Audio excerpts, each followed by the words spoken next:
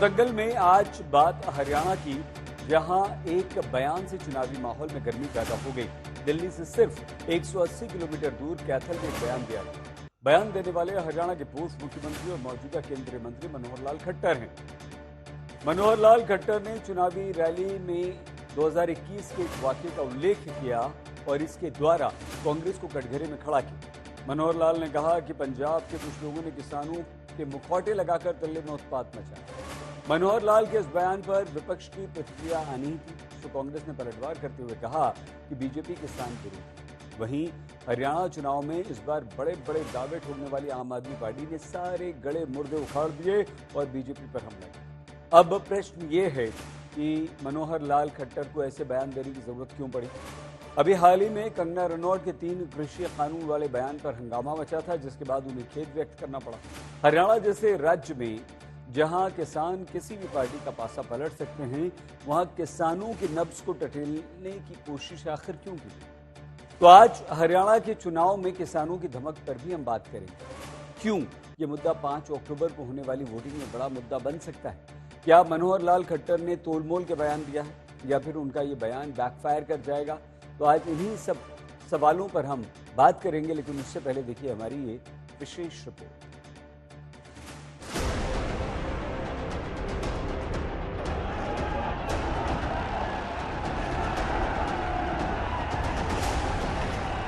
वो तारीख थी 26 जनवरी 2021, जब लाल किले की मर्यादा टूटी।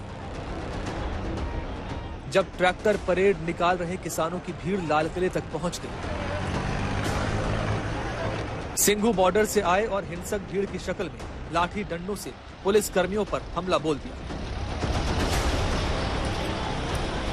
वक्त के साथ ये मामला ठंडा पड़ गया, लेकिन करीब 3 साल 8 महीने बाद हरियाणा चुनाव में बीजेपी के केंद्रीय मंत्री ने उस खौफनाक मंजर को याद कर फिर से विवादों का नया पिटारा खोला है। कैथल जिले की गोहला विधानसभा में बीजेपी प्रत्याशी के लिए प्रचार करने आए मनोहर लाल ने इसके लिए पंजाब के कुछ लोगों को सीधे सीधे जिम्मेदार ठहराया। एक मुखौटा पहन करके, किसानों का मुखौटा पहन करके पंजाब के कुछ लोगों ने चढ़ाई करने शुरू कर दी।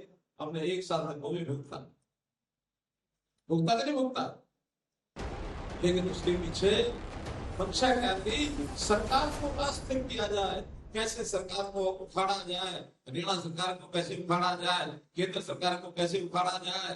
ये किसान नहीं थे। इस इलाके में मुझे इसलिए बताना पड़ रहा है, यहाँ बहुत लोग आपको इसमें भ्रम पैदा करेंगे। हम लोग इस देशभक्त, राष्ट्रभक्त समाज के लोग।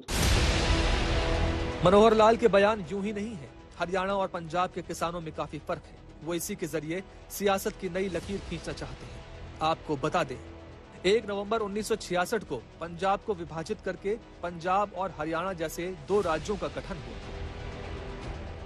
हालांकि कांग्रेस ने मनोहर लाल के बयानों को किसानों का अपमान बता दिया। कांग्रेस के एक्स हैंडल पर एक पोस्ट में लिखा गया, हरियाणा के पूर्व सीएम और केंद्रीय मंत्री मनोहर लाल खट्टर ने कहा कि शंभू बॉर्डर पर जो बैठे हैं वो किसान नहीं है, उन्होंने बस किसानों का मुखौटा पहन रखा है। ये पहली बार नहीं है जब बीजेपी ने किसानों का अपमान किया है। राहुल गांधी जी की कमिटमेंट है किसानों के प्रति, और भाजपा की किसानों से कोई भाजपा का वास्ता नहीं है। हरियाणा विधानसभा चुनाव में ताल ठोक रही आम आदमी पार्टी ने भी सवाल उठाया है। इसमें कोई शक नहीं कि कंगना के बयान पर भी विवाद छिड़ गया था, लेकिन कंगना ने तुरंत अपने बयान को ठीक करते हुए खेद भी जताया था। तो देश के विकास में किसान जो है वो मेन हमारा एक पिलर ऑफ स्ट्रेंथ है। तो मैं चाहती हूँ कि वो खुद ऐसी अपील करे कि भाई हमारे जो 3 लॉज जो हमसे जो सिर्फ और सिर्फ कुछ एक राज्यों में जो है उन्होंने उसको लेकर जो है आपत्ति जताई थी, मुझे लगता है कि उनको मैं हाथ जोड़ के उनको विनती करती हूँ कि सब किसानों के हित को ध्यान में रखकर जो है वो लॉज जो है वापस मांगे। जब फार्मर्स लॉ प्रपोज हुए थे तो हम बहुत सारे लोगों ने जो है उनका समर्थन किया था, लेकिन बड़ी ही संवेदनशीलता से और सहानुभूति से हमारे माननीय प्रधानमंत्री जी ने वो लॉज जो थे वापस ले लिए थे। और ये हम सब कार्यकर्ताओं का कर्तव्य बनता है कि हम उनके शब्दों की गरिमा रखें। मुझे ये बात भी ध्यान रखनी होगी कि मैं अब एक कलाकार नहीं, भारतीय जनता पार्टी की कार्यकर्ता हूँ और मेरे ओपिनियंस अपने नहीं होने चाहिए, वो पार्टी का स्टैंड होना चाहिए। तो अगर मैंने अपने शब्दों से और अपनी सोच से किसी को डिसअपॉइंट किया है, मुझे खेद रहेगा। I take my words back.